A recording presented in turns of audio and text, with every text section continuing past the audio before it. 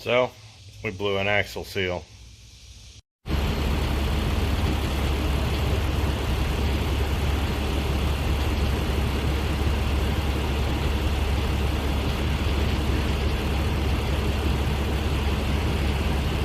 So I blew an axle seal on the Crown Vic, and that's why I haven't been driving the black and white one. That and the air conditioner is still on the fritz. I got to fix that.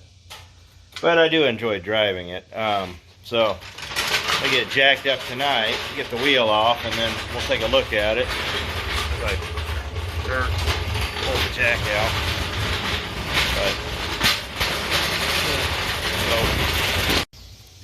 So we got the car all jacked up, and this right here was exactly why I bought this impact. Yeah, because I'm getting tired of doing things by hand. Little power ain't too bad. Whoops, well, that was on a little tight.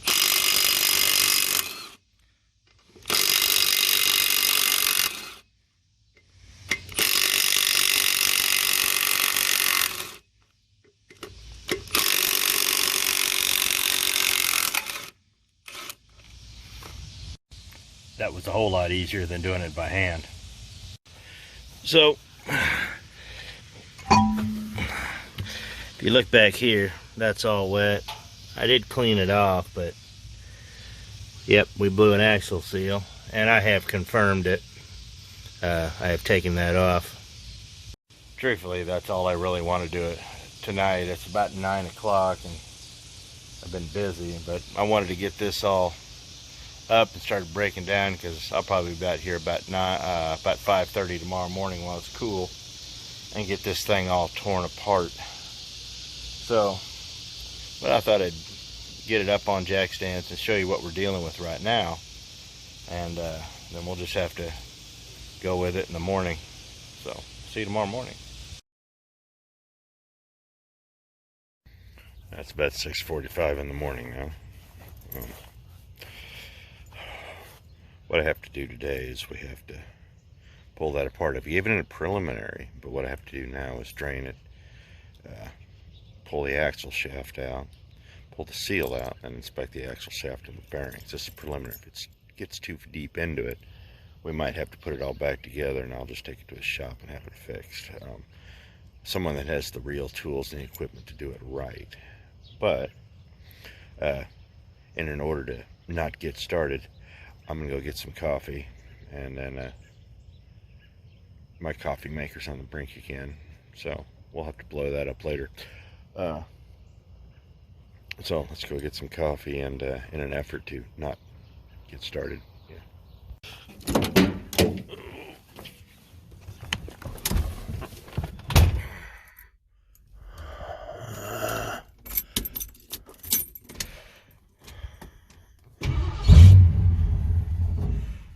My neighbors love me now. Whoops.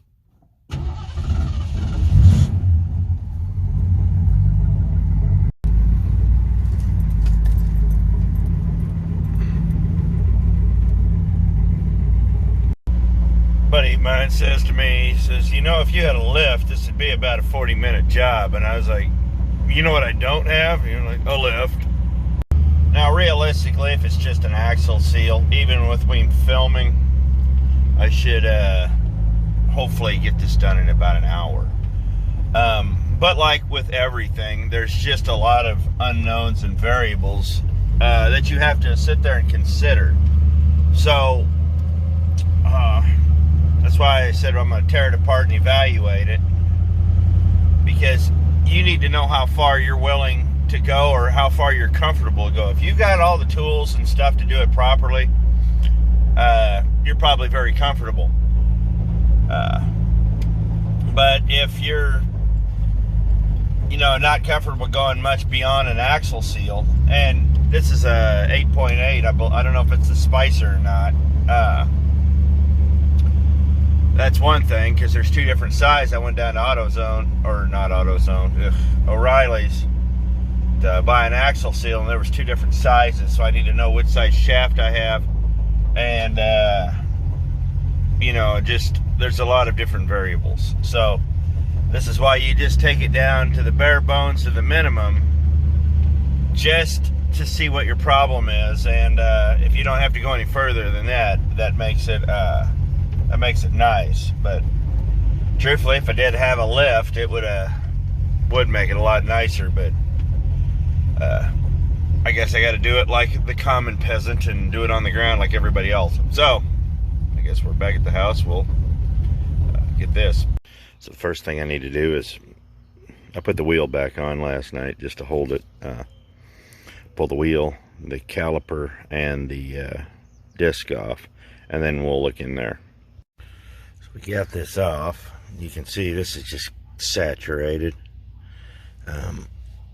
It's saturated in here too. I don't know if you can see that. Let me turn the light on.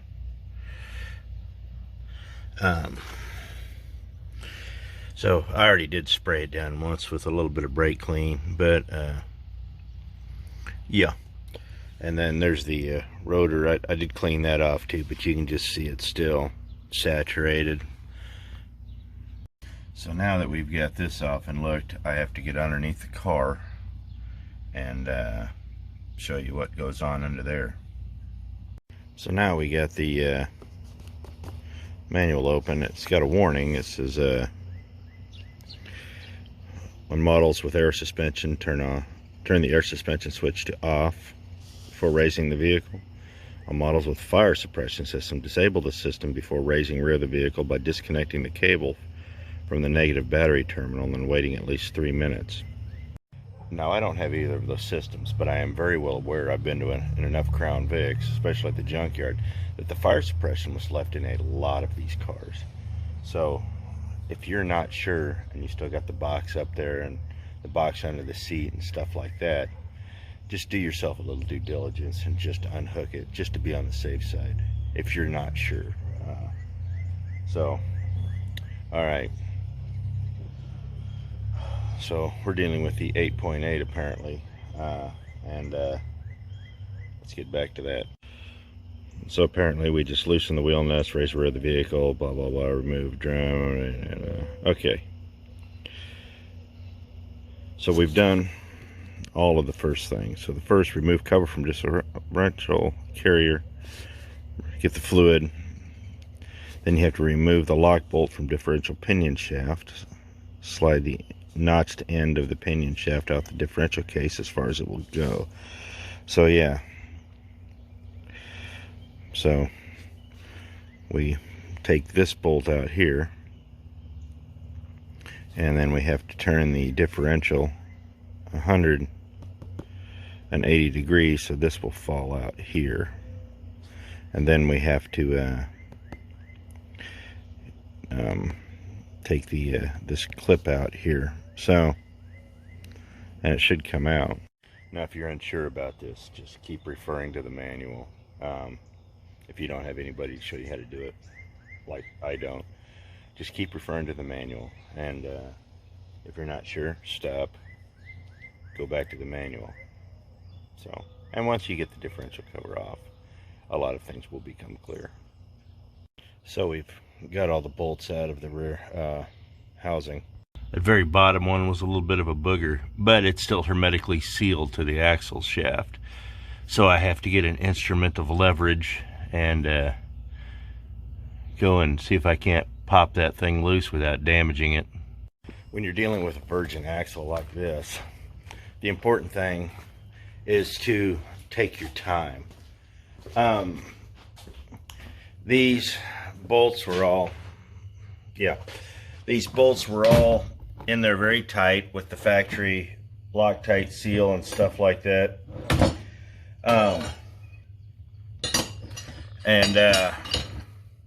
These will work.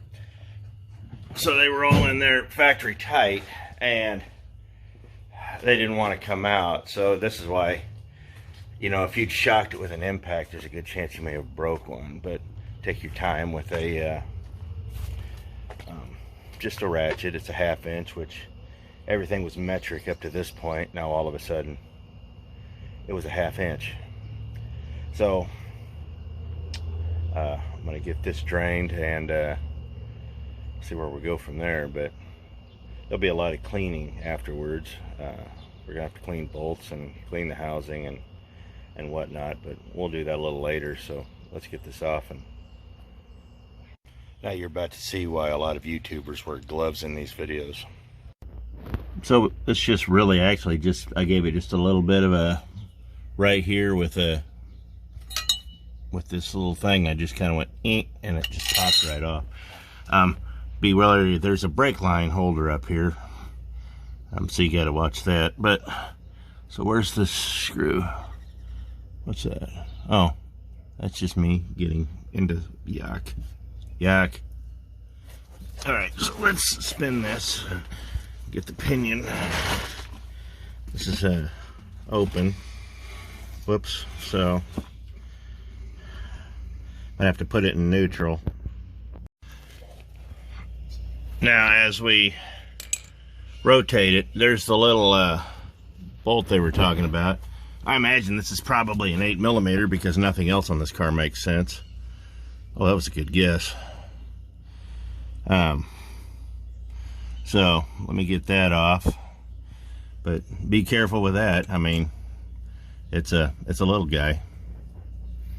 So basically, what I have to do is pull this retaining pin out, and then rotate it, and I guess this thing's supposed to fall out, so I guess we'll see. So we got it all apart, and it's a lot uglier than I thought it would be. I think we're going to need an axle. It's pretty well grooved down here. Now here's where a lot of guys lose their collective crap under here. The 2 spider gears just came out. It was easier that way, so don't be alarmed. They'll go right back in. Just make sure if they're shimmed, you make sure that the shims stay with the spider gear they're supposed to be on and in the position they're supposed to be in. That being said, we got it out, and yeah, it really wasn't hard. The C-clip was tough. But so now we got this apart. We're gonna have to pull the bearings out, and we're gonna have to find a new axle shaft. So, but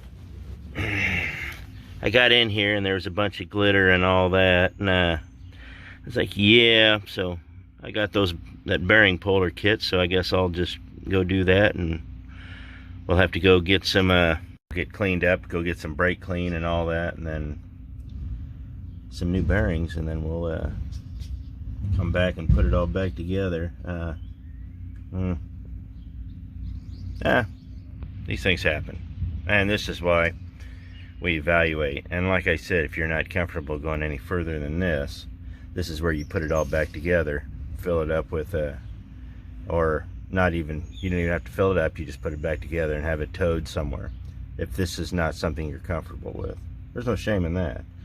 So let me get my bearing puller, and we'll pull these bearings out. We'll get cleaned up and go to the parts house. So I thought I'd swing by the local axle shop here in Wichita to have them look at that shaft just to get a second opinion. And the first thing he says, oh yeah, we don't do anything with stuff like that, and we really don't do axles. It's quite literally in your name. That's what you advertise. I've heard your radio ads. So yeah, I guess we're on our own on this one. So I guess we're gonna go down to the O'Reilly's hub store. You know, if you got a hub store in town and you're close enough to it, usually that's just where you need to go, rather than have them say, you know, X alert, we have to get it from the hub. Well, usually if you're already there, it's just better that way. So let's get to the hub store. So we're done at O'Reilly's. We got everything we needed, which kind of surprised me. Got new axle shaft, got new bearings, got new seals. It's all ready to go. The only thing that we're having a question on is the axle seal. Now, I got a replacement one, but I need to, it was not, the one I had a flange on it, and this one does not. So I need to make sure that it's the right one. So I'm going to swing by Ford on the way home, which I'm not a big fan of spending dealer money. This $4 seal will probably end up costing me 30 bucks. I did rent a slide hammer though. We got all the tools we need. I got all the fluids I need and everything. Now, the fluid I had to buy was 75-140. It's specific for a police interceptor. And if that's what it calls, that's what I put in it. I don't know if you actually need it or not, but that's what it calls for. So that's what it's designed for, and that's what's going back in. So we'll get to the dealer and then we'll go home. Well, we're here. Let's see what happens. So they had the right bearing. It's a Motorcraft model BRS 103. It's the exact thing I need. Now here's the deal. The reason I went here instead of using the barrels that came, the seals that came with it, was because of this flange. It comes pre-lubed and all that, but I know that this is the right bearing. Now here, this cost about 25 bucks. I mean, it's expensive. I keep saying bearing, it's a seal. It's an expensive seal, but you know, it's worth spending the extra money to keep from doing this ever again. So let's get home. I'm gonna show you the parts I got, and hopefully within about 25 minutes we can have this thing put back together. So I got the new axle shaft. That's the seal. Here's the bearings right here. Should be identical to what's in there. I'll have to, when I get them out, look and see if there's a direction for them, but they look universal. Make sure, even though they're flat roller bearings, sometimes they are directional. The seal, but we got the new seal right there. This is what it calls for in the computer and for the police cars, because it's specific. And then I got 6 cans of brake clean and some ultra black for the differential cover there.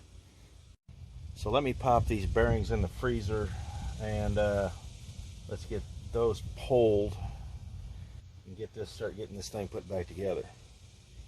And with about 4 good whacks, they popped out.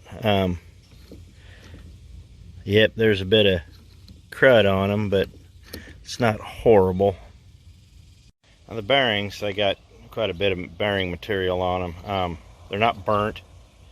It almost looks like they may have spun once.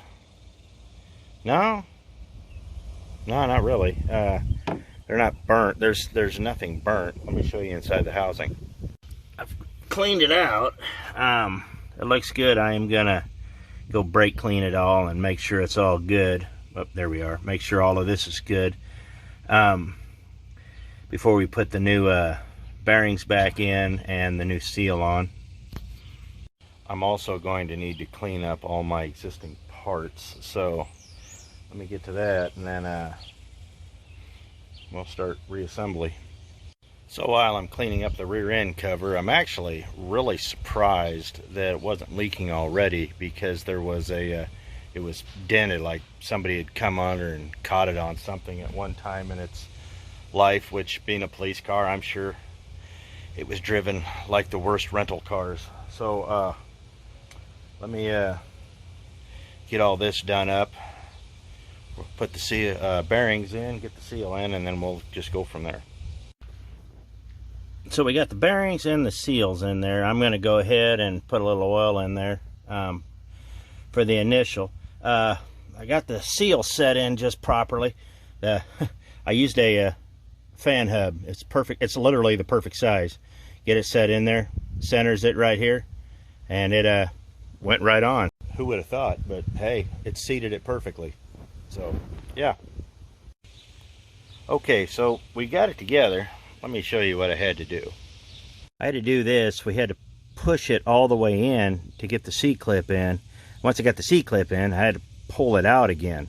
Now the spider gears came out. Let me show you that.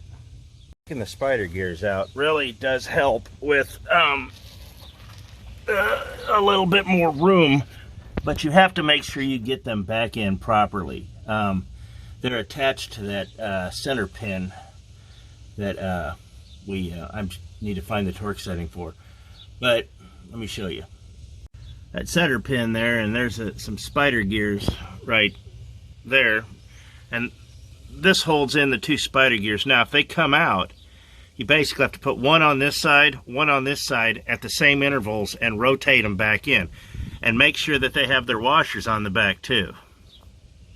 You really don't want to take this all back apart again. So this is all put together. I was using the old disc as kind of a leverage. You know, I had to push it in and pull it out, and, you know, get it to where the C-clip would seat.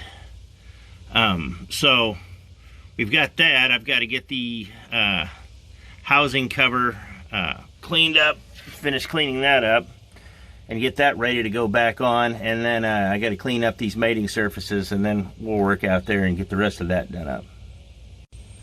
And before I forget, we'll put the oil in. I told you about that earlier. 75-140, that's what the police interceptors call for, so that's what I'm putting it back in. Some guys will say, well, it really doesn't matter, blah, blah, blah. If that's what it calls, that's what it calls. If I've learned anything from a Ford 3-valve, oil is key. Yes. Okay, so while we're waiting for the cover to dry, and we just cleaned it all, the surface off, put another thing of RTV on it, because that's what was on it. And I used the black that's made for oil. We're going to get a bunch of this brake clean.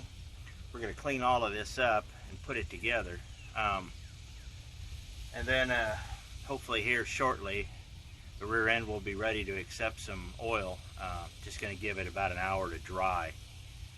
And then once that happens, yeah, we'll be ready to go. So put some brake parts cleaner. I'm going to clean the rotor up, and then we'll just go from there. Okay, so we got the oil fill plug out. It's not too bad. There's this buildup all over it, but I'm not really worried about that. It looks pretty good. We're going to put the lubricant in it, close it up.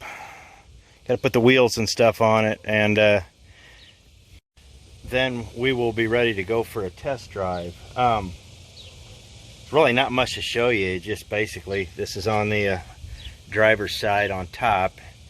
Put your fluid in until it starts to come out, and then it's full. So it's getting really hot out here, and the electronics are starting to overheat. So I'm going to do this real quick, and next time you see this thing will be on the ground. So it's still hot. It's after dinner, and everything's all put together now. Got everything all done up, checked the wheels, all that. Haven't dried it yet. We did put it in and got these to spin and all that. There's no leaks, and we need to go take it for a spin. We're just gonna go for a real slow cruise through town, go to the car wash, and then see what happens. Just kind of start getting these things lubricated up. Well, we're doing it. It's going. No weird noises, no weird sounds, no weird vibrations. I think we got lucky with this, and I'm glad that the seal went out, because it let me know that there was a bearing problem. And so it could have been a whole lot worse. So I'm running at about 55 right now. She's working good. I'm gonna turn her around up here. I'm gonna head back to the house, and then I'm gonna park it and see if anything leaks, and then from there I think that'll be good. It's gonna take a little while for me to get the smell of gear oil out of here, but it's full, so we're just almost out of gas. Oh goody. So let's get back to the house and we'll wrap it up there. So the car's fixed. The axle shaft was about $185. Altogether I have right at just shy of 300 bucks. And the shaft, the bearings, the aftermarket, the Motorcraft seal I bought. I know I didn't show a lot of the assembly and disassembly. I was the only one here. The electronics were hot, and there was gear oil everywhere, and if you've ever dealt with gear oil, it's like a really crappier form of anti-seize. He just goes everywhere. But if I taken it to a shop, it would have been probably around $700-800 minimum, and they would have wanted to do the whole axle.